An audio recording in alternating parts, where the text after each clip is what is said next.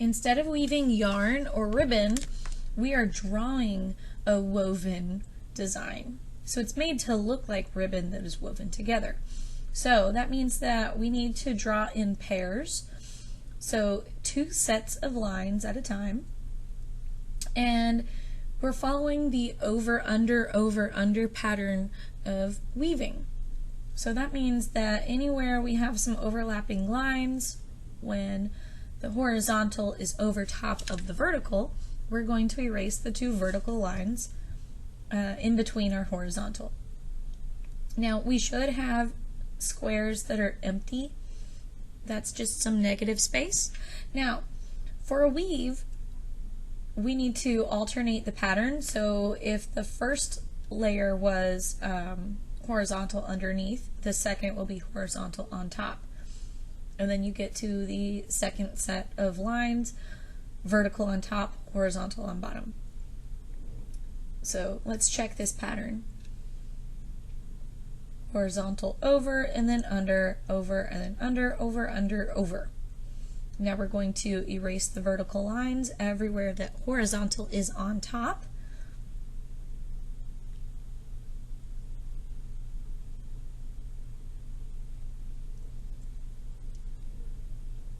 And that's it for the second row. Now we'll get to our third row, and so on. 2 sets of lines. What's the next part of the pattern? Under. So here we're going to draw our lines going under, and then over, under, over, under. So anywhere it goes under, I'll just stop at that line, jump to the other side, and erase.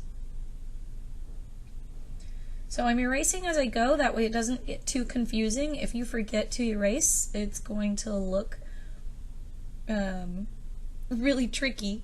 You're going to have a hard time. Now I'm going to fill in the spaces between all of my ribbon. I'm going to fill that in black, and just using my pencil to fill this in.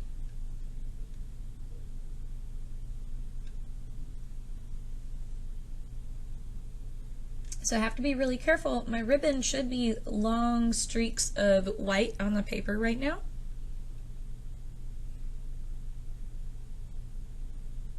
This is to help sell the illusion that these are woven together. Now this is a very loose weave. If this was real fabric, we would push the pieces of ribbon or yarn up into each other. That way there's not any gaps. Now here, we want the gaps. This is going to help us with our shading. So anywhere that you have the lines crossing, we're going to add in some shadows on the bottom side. So whichever piece is underneath, that's where the shadow is. And then we're going to leave a highlight in the middle of that little section. So the part that's standing up the most should have a little white spot in the center, and it's darker as you get closer to the line of the next piece of ribbon. So that means my vertical pieces I'm shading horizontally, whereas my horizontal pieces I'll be shading vertically. So it's opposite. Vertical on the horizontal, vertical on the horizontal, and I'm getting into white towards the middle. So I get it as dark as possible up against the line, and then a light as possible in the middle. Notice I'm still shading vertically for these horizontal lines, and when I get to my vertical, I switch to horizontal. So this will really make it look like it's some ribbon or some type of material that's being woven together, almost like a basket. Now here I found some spaces I forgot to erase, so I'm going to fix that.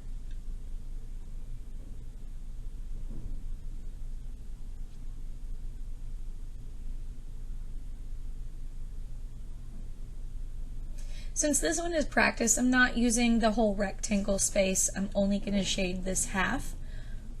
just to show that I can do it.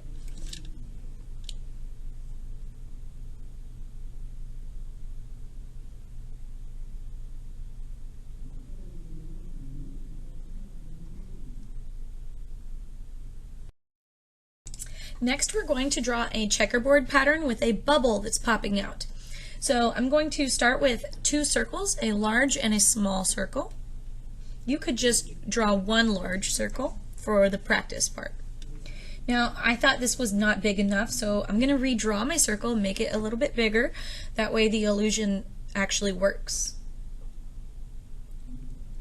Next, start the checkerboard pattern. I'm going to draw my horizontal lines. I made a mistake here, and I didn't realize it until later. Don't draw your horizontal lines touching the very top or the very bottom of your circle. You want it just above the top of the circle and just below the bottom. So here I did this correctly. It's just above or below. And this next line, oh, touching. Made a mistake. Now, notice I skipped the inside, so here's what we're going to do. It's going to curve with the sphere, okay? We're making it look three-dimensional. Now remember, just like the ribbon above, these go in pairs. So I used two lines that were going the same direction. They're on the top half of the sphere, so they need to curve upwards. Now,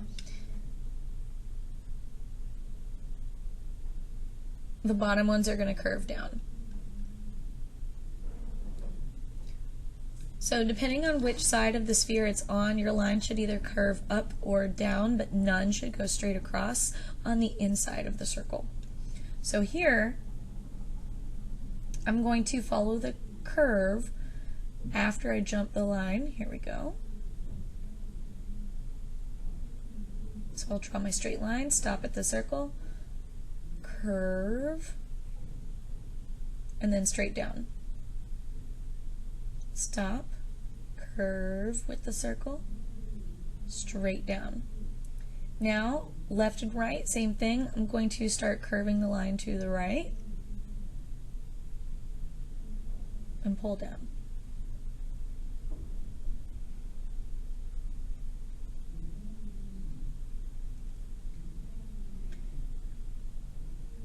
So just like before, we kind of don't want these lines to be right on the edge of our sphere.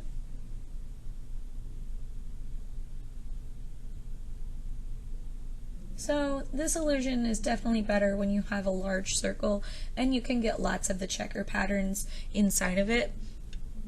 But for practice, this is good. It gets the idea.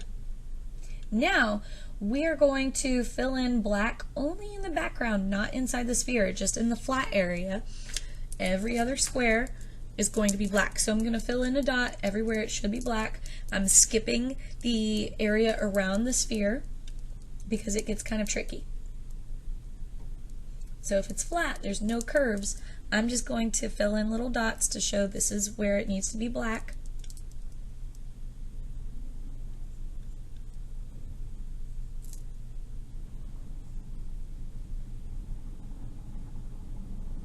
If it's inside the square, don't do anything yet. Okay, now that I know it's black, I'm going to fill it in completely, only in the flat area in the background.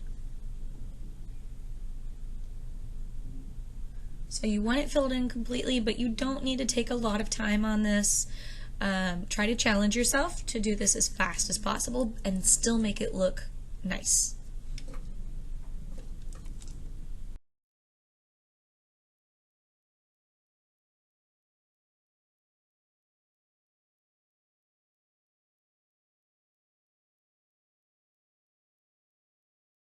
Areas inside of the sphere are going to be opposite of what's on the outside. So this little corner touches the white, that means the inside is black. Now here's where things got confusing because some of my lines were right on the edge. So I have a little area of white, black on top, little corners of black because the white squares in the background we're touching. Now here I want to make sure that I'm leaving a little area of white because it gets really confusing right here. I suffered from a little glitch here and it did not record me filling in the rest of the sphere. But it's very important that around the edges it is the opposite of what's in the background, just like some of the practice designs that we did on our cube. Now here a lot of you are probably familiar with this technique of op art. So I'm creating some lines that are radiating out from a center point. It doesn't matter where the center is, but all of your lines should be coming out from the middle and they go all the way across the page. They all intersect at the same point. Now here, I'm going to create some lines that are all bending the same direction. Notice I skipped a section. So here I'm going to go the opposite direction. My line needs to connect from one side to the other.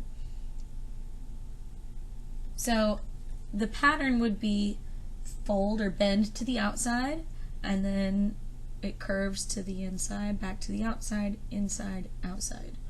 I have to make sure that I have the same amount of lines in each area.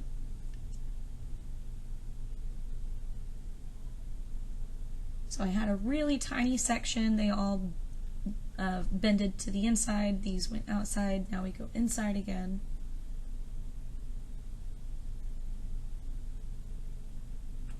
So you want to make sure your curves on this are very exaggerated, very dynamic. It's going to make this design look a lot more fun. This is a really cool wavy design. This could make a fun poster.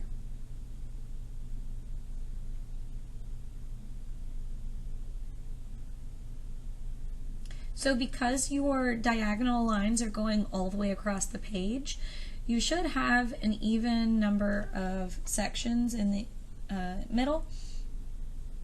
Now some of these that have a lot of extra room on the outside, I added in some extra lines. I started to add color and then I realized I don't want to do that part yet. I'm just going to add the shading.